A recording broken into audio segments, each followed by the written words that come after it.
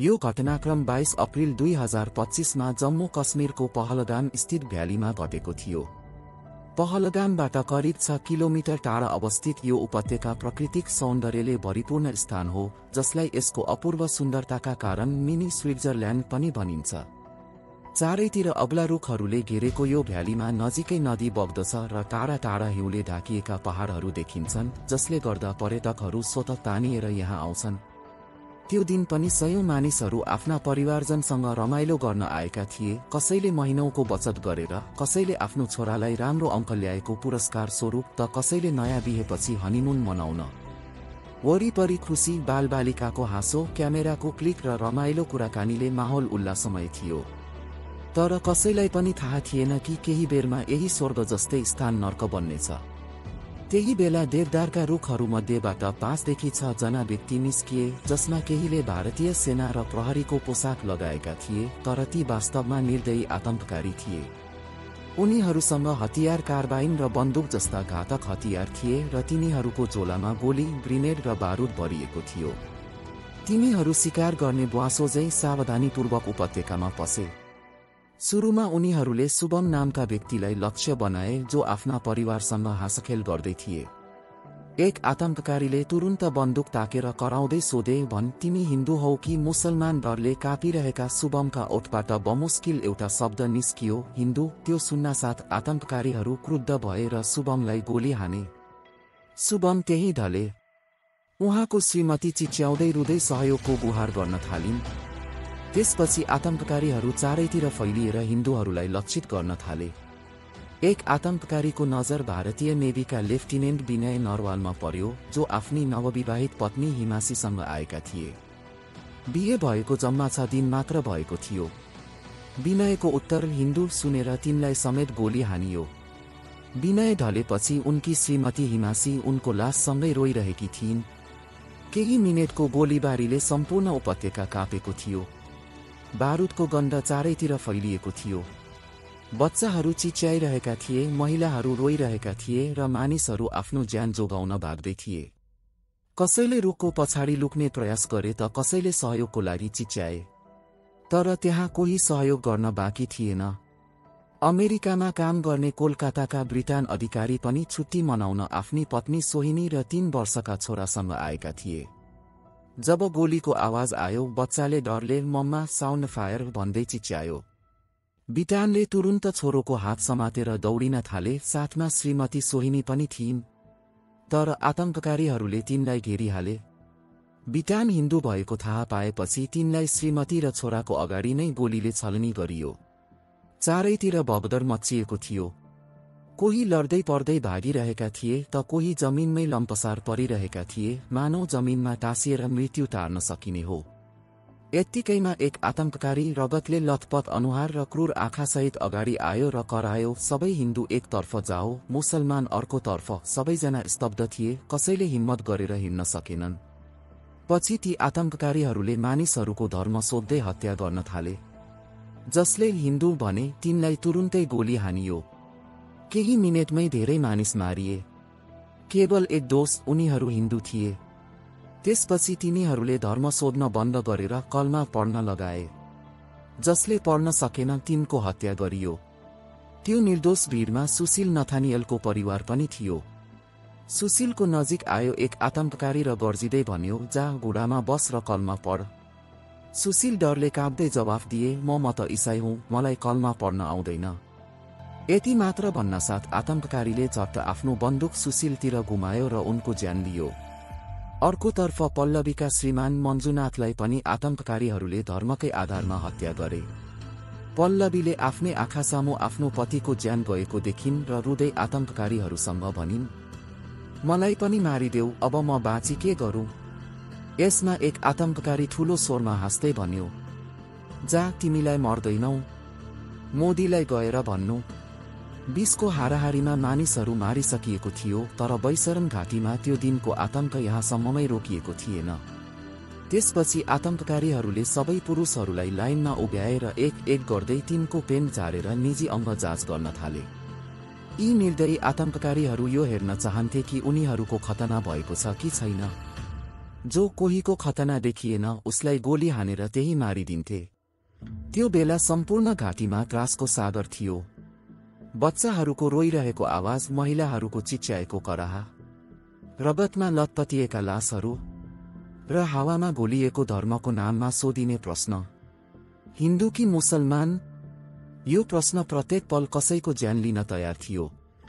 यसैबीच आतंककारीहरूको नजर पर्यो घोडा बोकेर आएको आदिल हुसैनमाथि, जो एक हिन्दू पर्यटकलाई घोडामा चढाएर बैसर्नतिर ल्याउँदै थिए। तर आतंककारीहरू केवल गैर मुसलमानको रगत बगाउन चाहन्थे। त्यसैले आदिललाई बेवास्ता गरे र घोडामा बसेको पर्यटकलाई निशाना बनाउन लागे। तर त्यसअघि नै आदिलले आफ्नो ज्यानको परवाह नगरी पर्यटकलाई बचाउन आतंककारीहरूसँग भिडे। उनले एक आतंककारीसँग बन्दुक खोज्न खोजे, तर एक्लो आदिलको शक्ति ती आतंककारीहरूको सामु कहाँ टिक्थ्यो र? केही सेकेन्डमै गोलीबारीले आदिलको ज्यान लियो। आदिल चाहेको भए बीचमा नआएर ज्यान बचाउन सक्थे, तर उनी धर्मभन्दा माथि उठेर मानवता बचाउने उदाहरण बने। धर्मको नाममा हिंसा मच्चाउने भिडबीच एउटा व्यक्ति यस्तो पनि थियो जसले देखायो कि मानवता बाँकी छ भने यो संसार बाँच्न योग्य छ। तर ती आतंककारीहरूको दिमागमा कुनै पागलपन सवार थियो। उनीहरूले आफ्नो शरीरमा क्यामेरा फिट गरेका थिए, जसबाट उनीहरूले यो सारा घटनाको रेकर्डिङ गरिरहेका थिए, ताकि हिन्दूहरूको चिच्याहाट र पीडाभरी भिडियो देखाएर आफ्ना मालिकहरूबाट पुरस्कार र तारिफ कमाउन सकुन्। जब त्यहाँ अन्य कुनै गैर मुसलमान पुरुष देखिएनन्, त्यसपछि ती आतंककारीहरूले पहिल्यै मरेका मानिसहरूलाई पनि फेरि गोली हाने र उनीहरूको लाससँग पागल हिंसक हाँसो गर्दै सेल्फी खिच्न थाले। उनीहरूले जम्मा 300 राउन्ड गोली चलाएका थिए।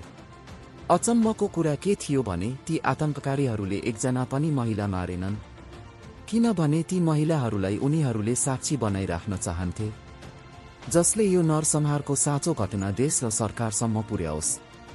यस आतंकवादी हमलामा 26 निर्दोष नागरिकले ज्यान गुमाए, जबकि झन्डै 20 जना गम्भीर घाइते भए। यो जम्मू काश्मीरको इतिहासको सबैभन्दा डरलाग्दो घटनामध्ये एक बन्यो।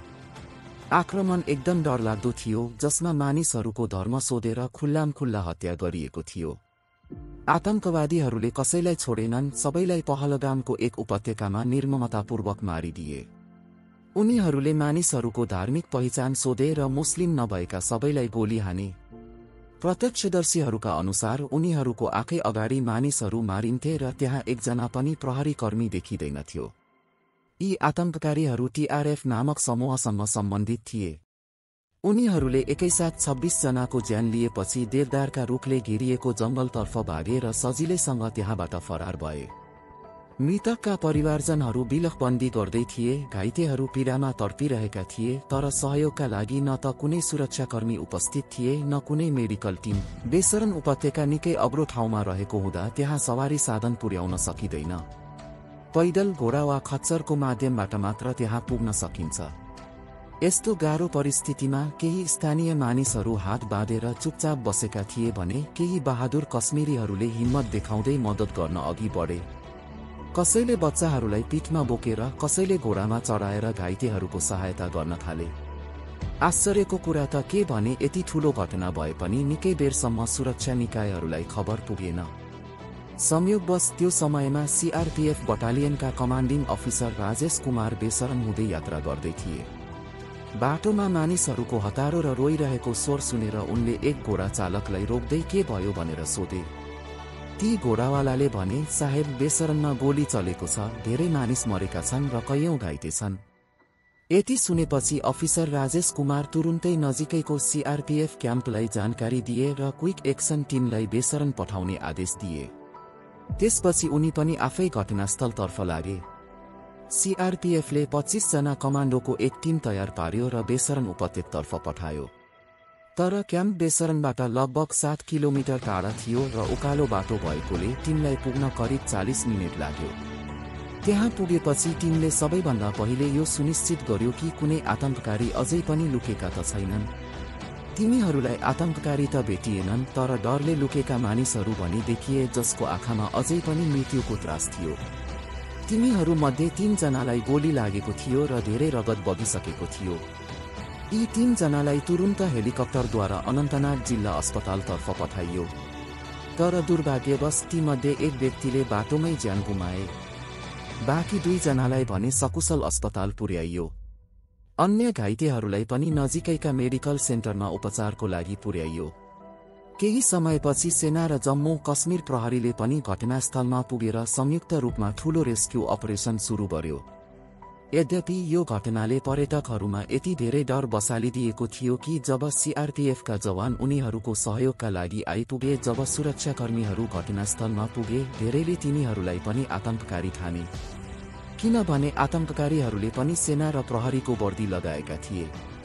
एक महिलाले त रोदै सीआरपीएफका जवानहरूका अगाडि गिडगिडाउँदै भनिन्, कृपया मेरो छोरालाई नमार्नुहोस्, मैले पहिले नै आफ्ना श्रीमान गुमाइसकेकी छु।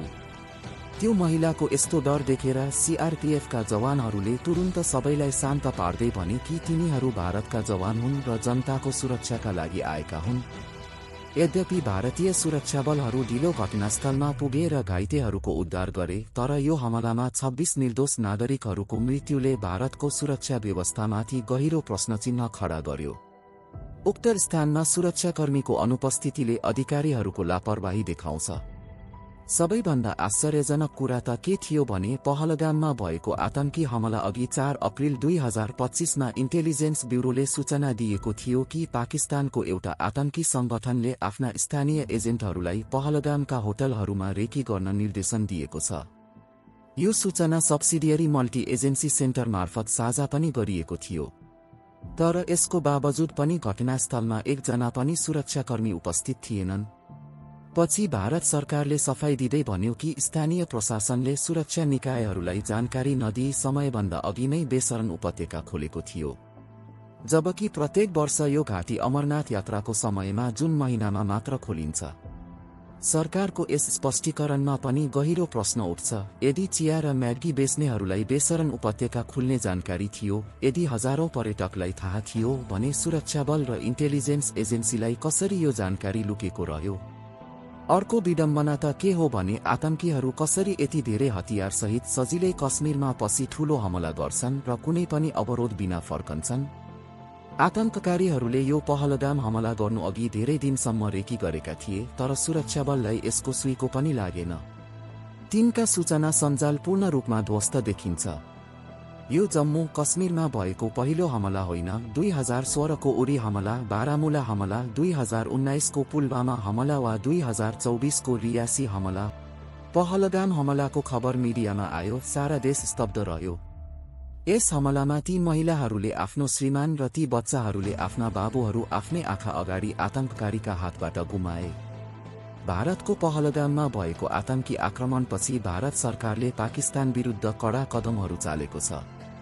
भारतले पाकिस्तानमा रहेको आतंकवादी संरचनाहरूलाई लक्षित गर्दै अपरेसन सिन्दूर नामक सैन्य कारबाही सञ्चालन गर्यो, जसमा 26 जनाको मृत्यु भएको थियो। यस कारबाहीपछि पाकिस्तानले पनि जवाफी कारबाहीको घोषणा गरेको छ। भारतले पाकिस्तानसँगको 1960 को इन्डस वाटर ट्रिटी निलम्बन गरेको छ, जसले पाकिस्तानको कृषिमा प्रत्यक्ष असर पार्नेछ। यसका साथै भारतले अटारी चेकपोस्ट बन्द गरेको छ र पाकिस्तानसँगको व्यापार तथा भिजा सुविधा निलम्बन गरेको छ। भारतको कडा कदमहरूपछि पाकिस्तानले पनि आफ्नो हवाई क्षेत्र भारतीय विमानहरूका लागि बन्द गरेको छ र सिमला सम्झौता रद्द गरेको छ। यसले दुई देशबीचको तनावलाई अझ बढाएको छ। भारतको प्रधानमन्त्री नरेन्द्र मोदीले आतंकवाद विरुद्ध कडा कारबाही गर्ने प्रतिबद्धता जनाएका छन्। भारतको राष्ट्रिय अनुसन्धान एजेन्सीले पहलगाम आक्रमणको अनुसन्धान सुरु गरेको छ र दोषीहरूलाई कारबाहीको दायरामा ल्याउने प्रयास भइरहेको छ। 1947-48 को पहिलो कश्मीर युद्धपछि जम्मू र कश्मीरको करिब 35% भूभाग पाकिस्तानको कब्जामा रह्यो, जसलाई आज पाकिस्तान अधिग्रहित कश्मीर पिओके भनेर चिनिन्छ। यही पिओके पाकिस्तानले आतंकको अखडामा परिणत गरिसकेको छ। पिओकेको भौगोलिक बनावटले आतंककारीहरूलाई भारतमा घुसपैठ गर्न सहज मार्ग प्रदान गर्छ। पहाड उपत्यका, बाक्लो जंगल र कमजोर बार लगाइएका एलओसी भएर आतंककारीहरू सजिलै भारतमा प्रवेश गर्छन्। कतिपय स्थानमा त सुरक्षा केवल काँडेतारमै सीमित छ। पाकिस्तान र उसको साथमा रहेका आतंकी संगठनहरूले कश्मीरी मुस्लिमहरूलाई जिहाद र जन्नतको नाउँमा उक्साएर आफूतर्फ तान्छन्। जम्मू कश्मीरमा अहिलेसम्म भएका सबै आतंकवादी आक्रमणहरू स्थानीयहरूको सहयोगबाट सम्भव भएका छन्। केही कश्मीरीहरूको मद्दतले आतंककारीहरूले पीओके भित्र लामो सुरुङहरू बनाएका छन्, जसले भारतभित्र छिरेको बाटो दिन्छ। केही स्थानमा भारतीय सेनाका चौकीहरूबाट मात्र 3-4 किलोमिटर टाढा नै पीओके भित्र आतंकी लन्च प्याडहरू सक्रिय छन्, जुन लस्कर ए तोइबा, जैश ए मोहम्मद र हिजबुल मुजाहिद्दिन जस्ता आतंकी समूहहरूले पाकिस्तानी सेनाको सहयोगमा चलाइरहेका छन्। पाकिस्तानले बहावलपुर जस्ता आफ्ना क्षेत्रहरूका साथै पीओकेको मुजफ्फराबाद, कोटली, मिरपुर र बाग जस्ता क्षेत्रमा ठूलो आतंकवादी शिविरहरूको संरचना खडा गरिसकेको छ। आतंककारीहरूलाई पाकिस्तान र पीओके दुवै स्थानमा तालिम दिइन्छ। पीओकेमा पाकिस्तानले धेरै संख्यामा मदरसाहरू खोलेको छ, जहाँ बाल्यकालदेखि नै युवाहरूको दिमागमा भारत विरोधी घृणा बढिँदैछ, जसले तिनीहरूलाई आतंकी बन्न बाध्य बनाउँछ। यिनै शिविरहरूमा आतंककारीहरूलाई हतियार चलाउन, विस्फोटक बनाउने र त्यसपछि भारतमा घुसपैठ गर्ने तालिम दिइन्छ। पठानकोट एयरबेस आक्रमण, उरी हमला, पुलवामा आक्रमण र अहिलेको पहलगाम आक्रमणमा प्रयोग भएका सबै आतंकीहरूलाई पीओकेमै तालिम दिइएको थियो। पीओकेमा रहेका आतंकी शिविरहरूलाई ध्वस्त पार्न भारतले 2016 मा सर्जिकल स्ट्राइक र 2019 मा बालाकोट एयर स्ट्राइक गरिसकेको छ। तर त्यसपछि पनि पीओकेमा आतंकको खेती चलिरहेकै छ। त्यसैले पाकिस्तानमा पलाएको आतंकलाई जरैदेखि समाप्त गर्न भारतको पीओकेमाथि नियन्त्रण हुनु अत्यन्त जरुरी छ। जबसम्म जम्मू कश्मीरको त्यो भूभाग पाकिस्तानको नियन्त्रणमा रहन्छ, तबसम्म पाकिस्तान आफ्नो नियतबाट पछाडि हट्ने छैन। भारत सरकारले पनि यो कुरा राम्रोसँग बुझेको छ। त्यसैले राष्ट्रिय र अन्तर्राष्ट्रिय मञ्चहरूमा भारत सरकारले पटक पटक पीओकेलाई चाँडै भारतमा समेट्ने कुरा स्पष्ट पारिसकेको छ। भारतले हालै पाकिस्तान विरुद्ध लिएको कडा अडान हेर्दा लाग्छ, आगामी दिनमा यस दिशामा कडा कदम उठाइने सम्भावना बलियो छ। यदि पीओके फेरि भारतमा समावेश गरियो भने त्यहाँको स्थिति फेरि भारतीय प्रशासनको अधीनमा हुनेछ, आतंकी शिविरहरूको अन्त्य हुनेछ र पाकिस्तानी आतंककारीहरूमाथि कडा कारबाही गर्न सकिनेछ। तर पीओकेलाई भारतमा समावेश गर्नु त्यति सजिलो कार्य होइन, किनभने यो प्रक्रियामा धेरै महत्त्वपूर्ण जटिलताहरू छन्, जसले भारतलाई ठूलो चुनौती दिन सक्छ। 1948 मा भारतले कश्मीरको मुद्दालाई संयुक्त राष्ट्रसङ्घमा लैजानु ऐतिहासिक गलत साबित भयो, जसको मूल्य आजसम्म भारतले तिर्दै आएको छ। यदि भारतले पीओके फिर्ता लिन प्रयास गर्यो भने संयुक्त राष्ट्रसङ्घको हस्तक्षेप निश्चित छ। यद्यपि आज भारतसँग अमेरिका, फ्रान्स, बेलायत र रुस जस्ता भिटो पावर भएका देशहरूसँग राम्रो सम्बन्ध छन्, तर चीनले पाकिस्तानको पक्षमा भिटो प्रयोग गरेर ठूलो अवरोध खडा गर्न सक्छ। र यदि कूटनीतिक तरिकाबाट समाधान भएन भने भारतले पाकिस्तानसँग खुला युद्ध लड्नुपर्ने अवस्था आउन सक्छ। यस्तो युद्ध लामो समयसम्म चल्न सक्छ, जसको भारतको अर्थतन्त्रमा गम्भीर असर पर्नेछ। दुवै देशसँग आणविक हतियार छन्, त्यसैले युद्धको अवस्था आएमा दुवै तर्फबाट आणविक हतियार प्रयोगको खतरा रहनेछ। यसबाहेक युद्ध भएमा चीनले आफ्नो फाइदाको लागि पाकिस्तानको साथ दिँदै भारत विरुद्धको युद्धमा सामेल हुने सम्भावना रहन्छ। यस्तो अवस्थामा भारतले दुई मोर्चामा युद्ध लड्नुपर्ने गम्भीर चुनौती झेल्न सक्छ। त्यसैले भारतले सबै पक्ष विचार गरेर एउटा यस्तो बाटो खोज्नुपर्नेछ जसले पीओकेलाई मजबुती साथ भारतमा समावेश गर्न सकियोस्। किनभने जबसम्म पीओके भारतको भाग बन्दैन, तबसम्म पुलवामा र पहलगाम जस्ता हमलाहरूलाई जडबाट रोक्न सकिन्न। आतंकको अन्त्य गर्नु नै ती 26 निर्दोष नागरिकहरूप्रति साँचो श्रद्धाञ्जली हुनेछ, जसले पहलगाममा पाकिस्तानका आतंककारीहरूको हातबाट आफ्नो ज्यान गुमाए।